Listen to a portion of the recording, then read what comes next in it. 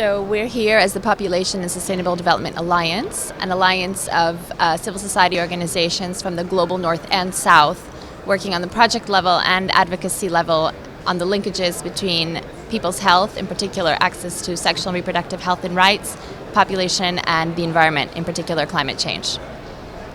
Exactly, we're advocating for decision makers to take into account the importance of meeting the unmet need for family planning when they think about climate adaptation, because the UNFCCC has already accepted that family planning is an effective adaptation strategy, but there are still 225 million women across the world who can't get access to the family planning services that they want. Is there any ENDC who take care about this issue? So the LDCs, in their national adaptation plans for action, 95% of them said that unchecked population growth, unsustainable population growth, was a real challenge for them in adapting. But none of them have included funding for family planning and sexual and reproductive health and rights in their adaptation plans. How can you explain this? It sounds like a very important issue. How can you explain that any country seems to be concerned about it? That's right. It's a very important issue, and the LDCs themselves have recognized the importance of managing this unsustainable population growth that is exacerbating the effects of climate change that they are already feeling in their countries.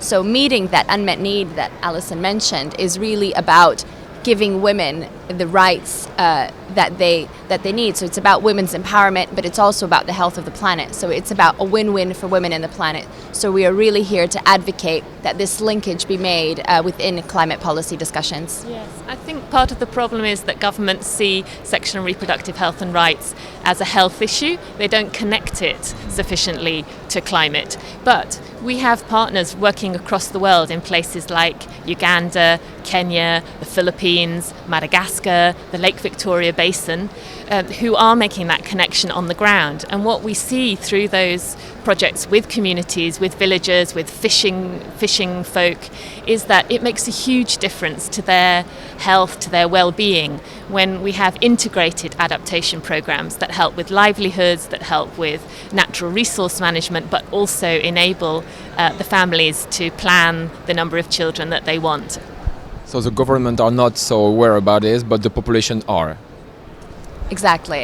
I think among some governments there might be some increasing awareness and understanding, especially in the countries where these integrated programs are already being implemented. Yes. Some donors, such as USAID, has been championing integrated population health and environment programs. So hopefully this will be taken up by other donor countries, and we can look forward to more integrated funding streams, which will also be very useful and effective in achieving many of the SDGs.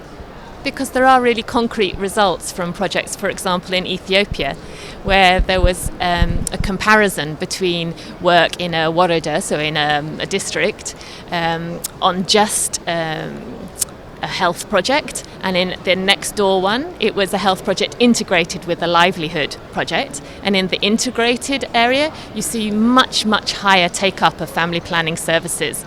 So you can really see the concrete evidence. But yeah, people aren't taking enough notice, and they really aren't putting the funding behind it at the moment. In a nutshell, what are you expecting from this COP21? Well, what we're hoping for, not necessarily expecting that we'll get it, what we're hoping for is a strong and just outcome which considers both mitigation and adaptation, and that is essentially gender responsive. The gender responsiveness is absolutely key. Yes. Okay. Thank you very much for your time and for your answers.